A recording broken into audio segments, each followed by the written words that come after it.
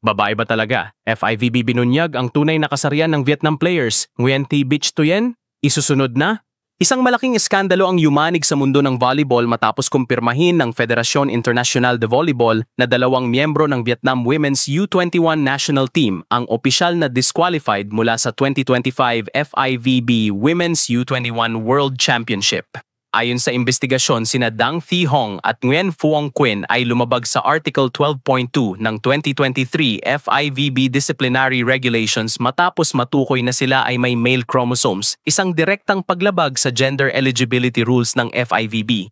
Bago ang ruling, pumapangalawa ang Vietnam sa Pool A na may 4 na panalo at 12 points, hawak ang impresibong record matapos talunin ang host Indonesia, Canada at Serbia at tanging natalo lamang sa Argentina. Ngunit matapos lumabas ang resulta ng investigasyon, agad na binura ang lahat ng panalo kung saan lumahok ang dalawang ineligible players. Ayon sa Article 13.5.2 ng Competition Regulations at Article 14.4 ng Disciplinary Regulations, lahat ng laban na may partisipasyon ni Dang Thi Hong at Phuong Quynh ay automatikong forfeit at itinuturing na talo para sa Vietnam. Mula 12 point, bumagsak sila sa 3 puntos na lamang at mula top 2, nalaglag sila sa huling pwesto ng Pool A.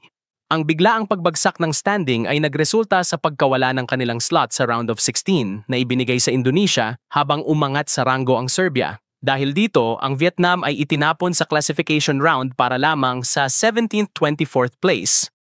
Paano nabunyag ang issue? Nagsimula ang kontrobersya nang mag-request ang isang opposing team ng gender verification test matapos mapansin ang kakaibang pisikal na katangian ni Dang Thi Hong, ang 19-year-old team captain ng Vietnam. Matagal nang pinagtatakhan ng mga volleyball fans ang kanyang matipuno at maskuladong pangangatawan, pambihirang jumping ability at lakas na mas mataas kaysa karamihan ng babaeng atleta.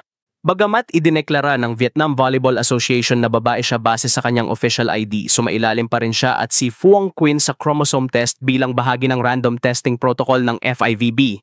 Lumabas sa resulta na parehong may male chromosomes ang dalawang atleta na malinaw na lumalabag sa eligibility requirements ng women's category. Sa inilabas na pahayag ng FIVB, malinaw na nakasaad na ang ruling ay bunga ng masusing investigasyon.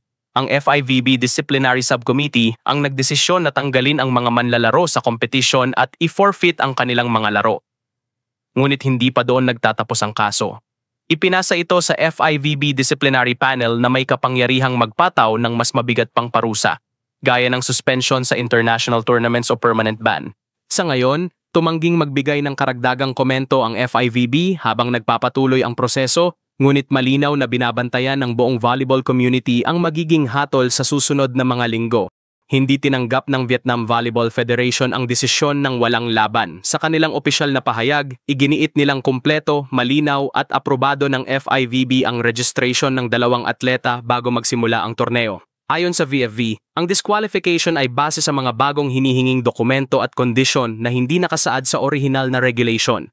Habang umiinit pa ang usapin, isa pang pangalan ang lumulutang sa mga diskusyon. Nguyen Thi Bich Thuyen, isang kilalang star spiker ng Vietnam na naging susi sa panalo nila kontra Thailand sa CV League. Matagal nang may bulong-bulungan tungkol sa kanyang gender dahil sa kanyang taas, lakas at dominating presence sa net. Kung magpapatuloy ang pressure mula sa ibang bansa at volleyball fans, malaki ang posibilidad na maging susunod siyang sumailalim sa gender verification ng FIVB. Kung mangyayari ito, maaari itong magbukas ng panibagong yugto sa kontrobersya na kasalukuyang gumugulo sa Vietnamese volleyball.